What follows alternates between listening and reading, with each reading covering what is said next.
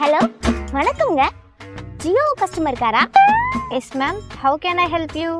இந்த பாருமா, நாங்க படிக்காதவங்கள வேணா இருக்கலாம், அதுக்காக கேனன்ல எங்களை மரியாதை இல்லாம திட்டக்கூடாது. மேம், நான் உங்களுக்கு எப்படி உதவணும்னு கேட்டேன் மேம். இது வரைக்கும் நீங்க பண்ண உதவி எல்லாம் போதும். நாங்க பிஎஸ்என்எல்க்கு மாற போறோம், அதை சொல்லிட்டு போலான்னு தான் கால் பண்ணேன்.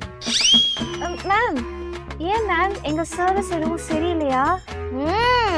சும்மா சொல்லக்கூடாது, சர்வீஸ்லாம் சூப்பரா இருக்கு.